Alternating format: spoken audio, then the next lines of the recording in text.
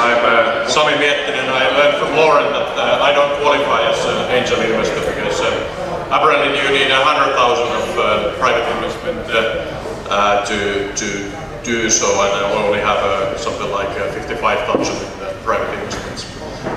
Sister Partners, I do mainly big deals. In March we sold for Kesko Anttila to a German investment company called 4K Investment. And I was 13 years in London, and I did a lot of funding for a lot of Finnish companies. And in the Netherlands, where I understand my good friend Jan used to live, I did a deal for Stora Enso buying business in Nijmegen. And I'm going to use my good friend Jan note here, which I borrowed from him, and to demonstrate some of the aspects of the European banking system. And maybe you don't know that, but it's quite fragile. We have 19 central banks. Euro is not euro in the same way in all countries, and this has business implications because Greece will eventually blow up, and it might happen even this year. And where you have your money and in what form will be important for you in that situation.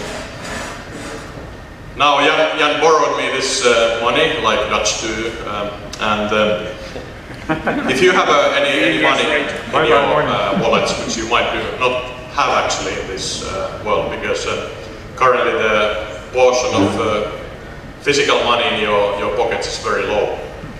We have a Eurozone GDP which is about 10,000 billion, and there's 1,000 billion of banknotes in circulation, while the banking system is something like 30 billion euros.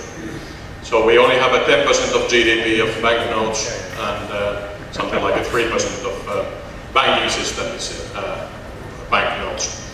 In this banknote, which Jan had, the first letter on the serial number starts with E, and that you might not know is a letter signifying it's been printed for the Slovak Republic. If you have a note in your pocket, L is for Finland, Y is for Greece, X is for Germany. And on that statistic, 1,000 billion banknotes, the Greeks have asked for 45 billion of banknotes to be printed. Now the Greek economy is 180 billion, so we have something like closer to 30% or 25% of the GDP is banknotes, and there's a reason for that. The Greeks don't trust their banking system. They take their money out so they can spend the money in the Netherlands or Finland or Germany. And that's been going on for several years, and while that's been going on, the central bank has been providing money to give the money to the banks to allow the deposits. And that had to be stopped over the summer because that flow just got too big.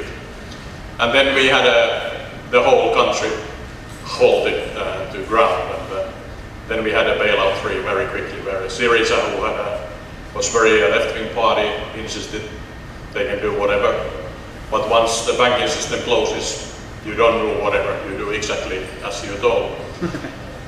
But they only could survive that for a couple of weeks, and now we will have a new elections by the 20th of this month. So in 10 days' time we have a new government, and we have the same game all over again. Eventually this will stop, and when it stops we will have a system where the 19th central bank of the Eurozone, that is Greece, will detach itself from the Eurozone. The euros printed with the Y will still be valid currency. They won't change that. They could actually. They could say, well, all the Y euro notes will be drachmas, but they won't do that. But what will happen, the money in the Greek banks, about 120 billion euros, that will turn to drachmas, and with the value maybe 1/3 of what is now. And for that reason, the transfers from Greece to other Eurozone countries are prevented. You can only do that for 500 euros if you are private individuals. So I'm pretty sure that day will be quite quickly when that happens. Once that happens, everybody will do the same analysis where my money are actually worth something. And Finland luckily is quite safe. We are very well capitalized. We are one of the few remaining AAA countries in the Eurozone, so there's no need to move your money to either banknotes or to Netherlands or Germany or some country which is a bit stronger than us. But that has implications for the trade, and I mean, just general note, you should avoid the periphery countries, Portugal, Greece, maybe even Italy, because there's a real chance this will happen, and it will start from Greece. But coming back on the business angels side of things, also the law matters. So if you have a contracts under Finnish law, even if this happens, you are sort of safe because you will be paid with the Finnish money. But the law of the country will determine your sort of payment system. So that also matters. So generally, it's a good idea to keep actually in the business angels community your contracts under Finnish law, even though maybe the Dutch lawyers might have a different view on the system. And yes.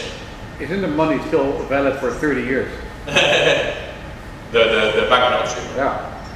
That's an interesting question. I mean, it's whatever the politically you will make it happen. You could make permanently valid currency. But there's no changing that. I'm part of a Euro think tank, which is 11 professors and me, and we published a book on the options last year. Vesa Kanninen, a professor of economics, was running the group, and we have a number of solutions how to do that with the parallel currencies and so on. But that's the sort of fact. Euro is not one monolith. We have 19 central banks. We have one thing which is sort of solid, but even that is the banknote, and even that has the sort of distinct feature on the banknote. But the bank accounts themselves, they are quite different risks. And if I were in business, I would hold no money in a Greek banking system, because that's seriously not worth €1 to €1 exchange rate. But that's the topic, and I'll pass on with investments. Just on Jonathan Skelly, I know personally in London, so his soil scout must be good because I know him personally.